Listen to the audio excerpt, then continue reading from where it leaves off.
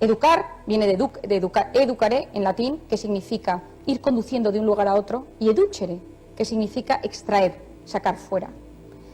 Por lo tanto, la educación, que es el tema que hoy nos trae aquí, ¿no?, ayudar al estudio y la educación de los hijos, es comunicar conocimientos y promover actitudes. Y eso se realiza a través de la información y de la formación, que no es lo mismo.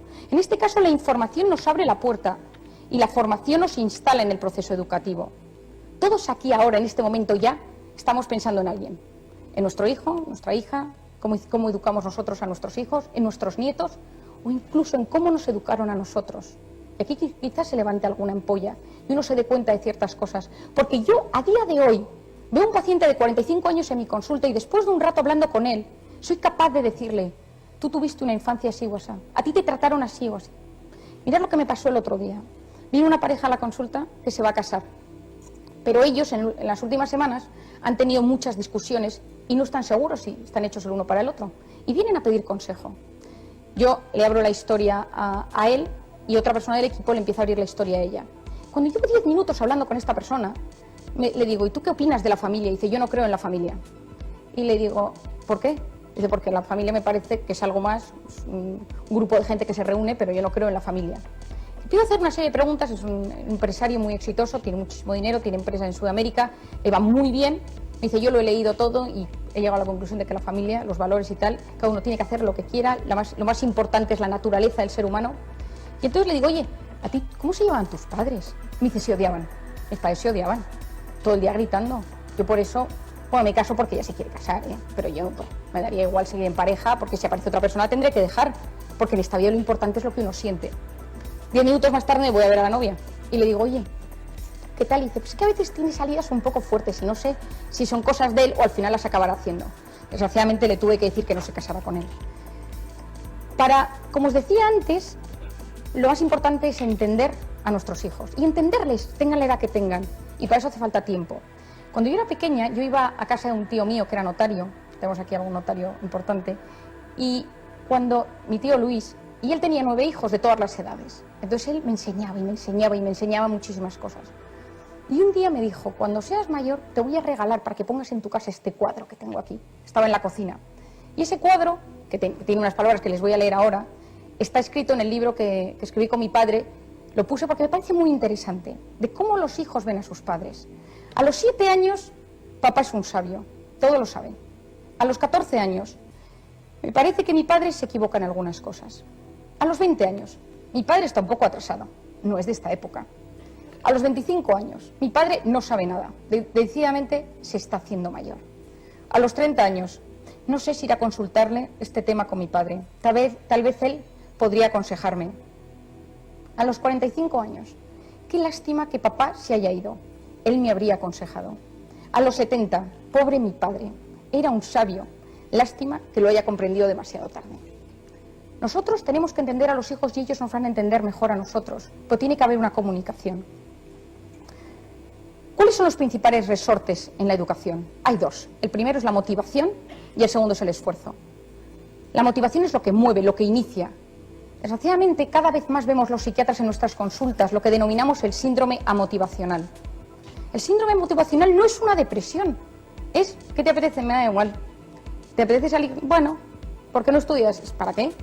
Entonces no hay ni diálogo, no es que se quiera morir, o sea, no es una depresión como tal, y de hecho la zona de la depresión del cerebro no está alterada, sino que se ha borrado la motivación. Existen varias causas, yo veo muy frecuentemente, y cuando yo veo un chico con este problema, lo primero que le pregunto es si fuma marihuana. La marihuana se ha visto, que se ha demostrado, que consumir poca marihuana semanalmente, mensualmente, daña la zona del cerebro de la motivación.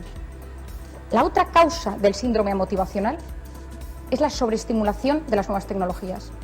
Si nosotros tenemos lo más importante en la educación es educar en el asombro, la naturaleza, las cosas nuevas, pero si todo está en un aparato, perdemos el asombro, y cuando perdemos el asombro se apaga la motivación.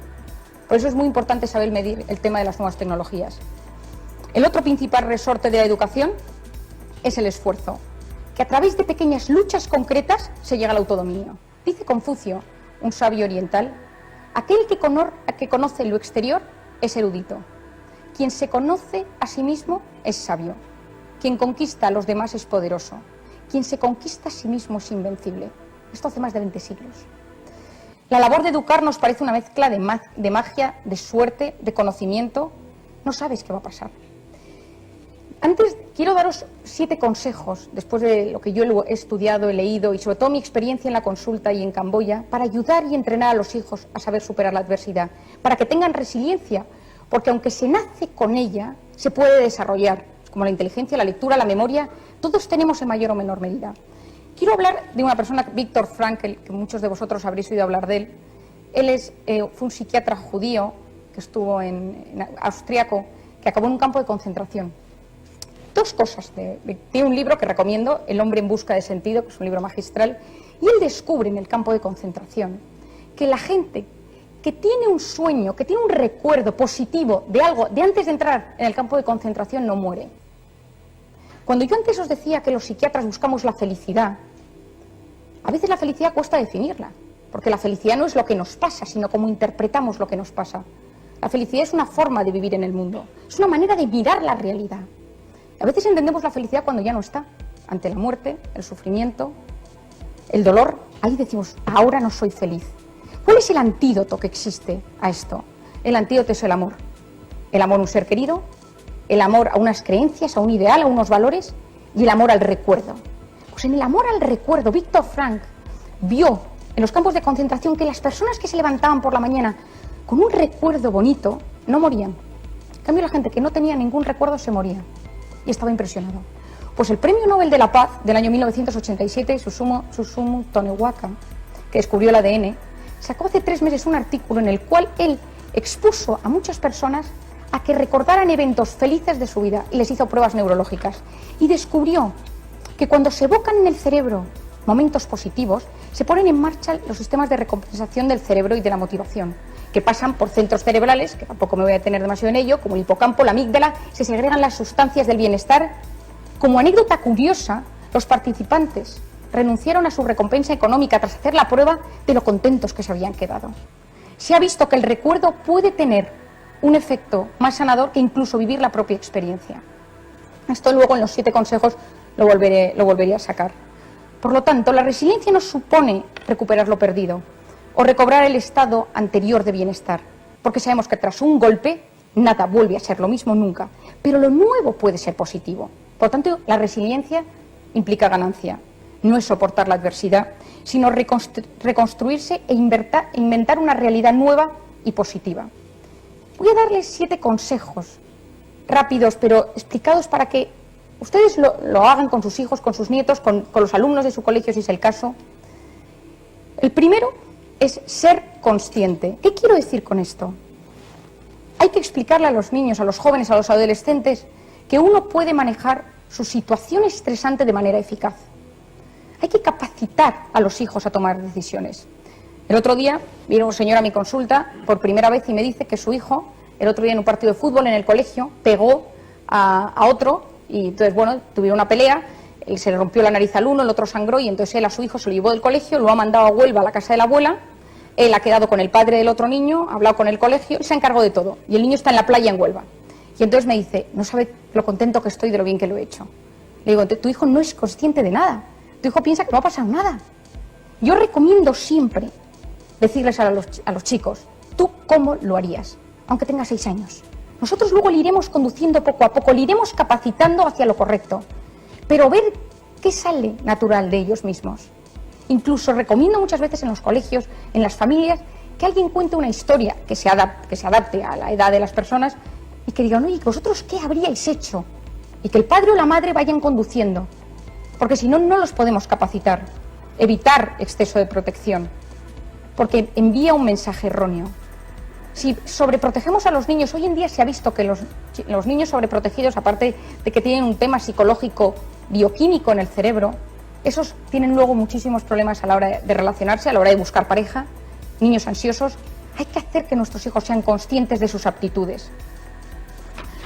El segundo punto es que tengan confianza en sí mismos.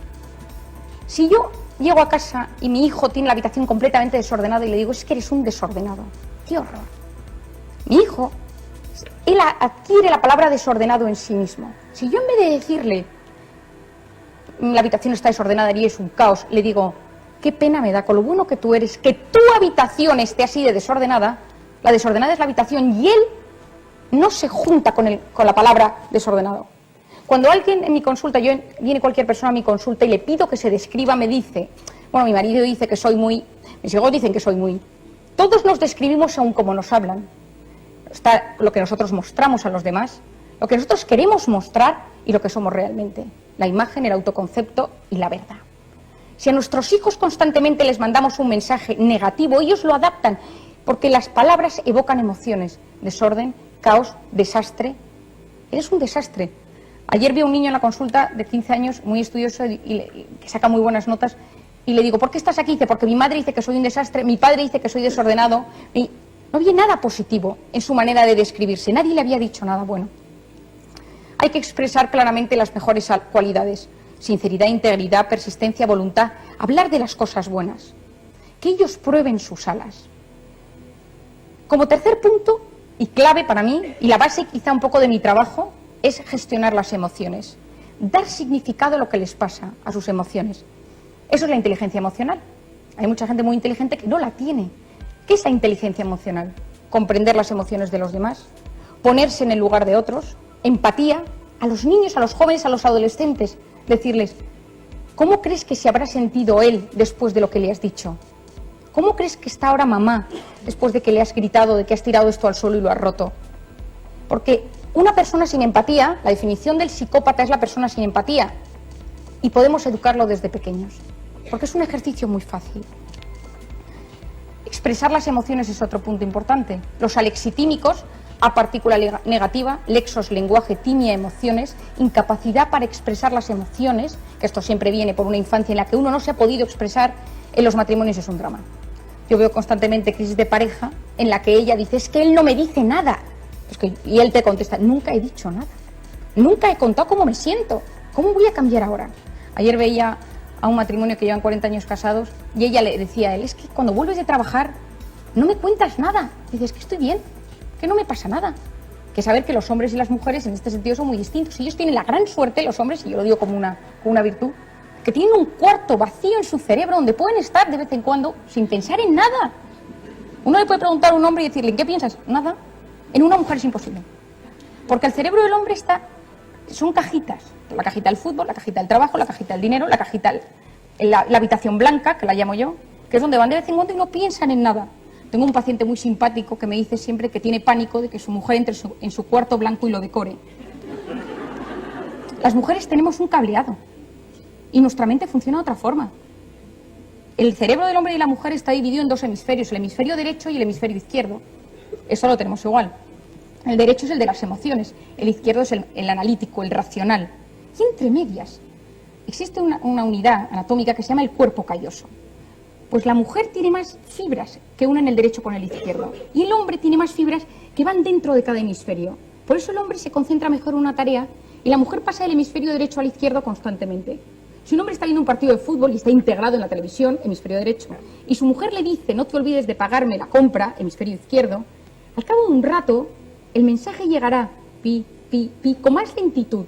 La mujer puede estar pensando hemisferio derecho e izquierdo constantemente. Yo suelo comparar, y lo digo porque creo que en muchos momentos es un problema para la mujer, que nunca le cuesta mucho más relajarse que al hombre, que el sistema cerebral de la mujer es como un sistema 4G de velocidad, y el del hombre es más tipo fax. Lo digo con todo el cariño del mundo, ¿eh? La mala gestión de las emociones, tanto en los niños como en los adultos, produce enfermedades. Las migrañas, los dolores, todo eso es la somatización de algo que está dentro, que nos preocupa y que no lo sacamos. Y que no sabemos sacarlo porque no podemos, porque es muy difícil, porque no tenemos la persona o porque no tiene una solución fácil. Pero tenemos que saberlo. El cuarto punto es educar la voluntad. Cuando yo era pequeña en mi casa había una frase, que yo me acuerdo que se la oía decir a mi padre casi todas las semanas, que era: una persona con voluntad llega más lejos que una persona inteligente. Todos en mi casa queríamos saber lo que era la voluntad, una cosa que tanto se decía. La voluntad es orden, constancia. Desde pequeños, es la inclinación o intención de dirigirse a algo, es posponer la recompensa. El más claro ejemplo que yo tengo de voluntad es el tema de las oposiciones. Sin saber qué va a pasar, uno se encierra 2, 3, 6, 8, 10 años por una recompensa que puede o no puede llegar. Eso es tener voluntad. No analizar cada día qué puede pasar o qué no, sino uno pensar a largo plazo. Que tengo aquí un experto en este tema, ¿no? Con Honorio. Decía Albert Einstein, te lo dedico, Honorio, hay una fuerza motriz más poderosa que el vapor, la electricidad y la energía atómica, que es la voluntad. Esto ya lo decía Einstein. La voluntad es la clave, es la puerta que se abre. Hace pocos meses ha publicado Walter Mischel un libro muy interesante que se llama El test de la golosina. Él, en los años 70, hizo un experimento. Él puso a niños de 4 años delante de un plato con una gominola. Y en el plato de la derecha había un plato con 2 gominolas. Les dijo que se podían tomar una gominola, pero que si esperaban 10 minutos le daba el plato de las 2 gominolas. Y apuntó todos los datos y lo siguió durante 40 años. Y ahora ha publicado el libro Walter Mischel, que es profesor de la Universidad de Columbia en Nueva York, en el cual ve que la gente que en ese momento esperó la segunda gominola, estoy hablando de 4 años, sus vidas profesionales eran mejores. Sus vidas personales eran mucho más, había menos tasa de divorcios, no tasa de separaciones y menos consumo de drogas. La voluntad se ejercita desde que uno es pequeño. Quiero, para hablar del tema de la voluntad, sí que me interesa contaros una anécdota con la que yo estoy estudiando mucho ahora para que vosotros entendáis la importancia de la voluntad, que muchas veces no dejan de ser actos repetidos de algo. Repetir un tema, estudiar, sentarse, varios hábitos. En el año 2005, Álvaro Pascual Leone publicó un artículo en la revista Neuroscience muy interesante. Él puso niños a tocar el piano y les enseñó una melodía con 5 dedos. Y les hizo una resonancia magnética antes de tocar el piano y 2 semanas después. Y todos los días dedicaban un par de horas a tocar con los 5 dedos de la mano derecha el piano. Cuando a las 2 semanas vio la resonancia, la zona de flexión de dedos del cerebro, la circunvolución, se había ampliado. Se había modificado la estructura cerebral y había ampliado toda la zona de los dedos. El cerebro es una caja donde siempre puede crecer circunvoluciones si aprendemos cosas. Pero lo más curioso de todo, y esto me lleva a mi 5.º punto, es que a un lado había puesto un grupo de niños que les observaban mientras tocaban el piano y se imaginaban que ellos tocaban el piano, pero no lo tocaban, los dedos no se movían. Y vio que el cerebro de los niños que observaban y se imaginaban tocando el piano tenían el mismo cambio en la estructura cerebral que los que lo habían tocado. Es decir, que la imaginación de algo altera nuestro cerebro. Nuestro cerebro se altera cuando pensamos. El 5.º punto, que quiero llegar y lo voy a enlazar con esto, es educar a nuestros hijos en el optimismo. Si la felicidad no deja de ser una interpretación de la realidad, todo puede verse en clave de derrota o en clave de éxito. Guiar a los hijos a desarrollar estrategias de afrontamiento y optimismo. ¿Qué se vio en esto? Y esto es un tema que me parece muy interesante y yo cada vez... que el optimismo, la ilusión y la imaginación están muy ligados. Una persona sin ilusiones no puede ser feliz. Un niño sin ilusión no es feliz. Y hay que constantemente preguntarles, ¿qué te ilusiona? ¿Qué quieres? No hay felicidad sin ilusión, no existe. Y la imaginación. Si con la imaginación creamos, antes en el cerebro del ser humano, si se le pone una resonancia magnética y se le dice, imagínate ahora mismo que te llaman a decir que hay un incendio en tu casa y que se te ha quemado la casa. Solo con imaginarlo y vivirlo, el cerebro se daña. Empieza a soltar cortisol, hormona del estrés, y deterioro de ciertas zonas del cerebro. Si esa misma persona se le dice, imagínate que te han tocado 20 millones de euros y puedes hacer lo que quieras con ellos, y empiezas a imaginarlo, solo con imaginarlo, sube la hormona de la dopamina, la hormona de la serotonina, que son las hormonas de la felicidad. Solo con pensarlo. Ya decía en su momento Einstein que la imaginación es más importante que el conocimiento. Incluso Wagner decía que la imaginación es la que crea la realidad. Picasso decía, yo pinto los objetos como los imagino, no como son en realidad. Tenemos que educar a nuestros hijos en creatividad, en imaginación, porque altera el cerebro. Ser imaginativos lo altera. Y aumenta zonas se produce una neurogénesis. Si una persona se levanta con optimismo por la mañana, niño, adulto, adolescente, joven, persona mayor, solo por pensar por la mañana que el día nos va a ir bien, prácticamente 2 semanas después empiezan a producirse neuronas nuevas, positivas, que van a la zona del estado del ánimo. Lo que yo estudié en la carrera, que las neuronas morían y no se regeneraban, se ha descubierto hoy en día que no es verdad.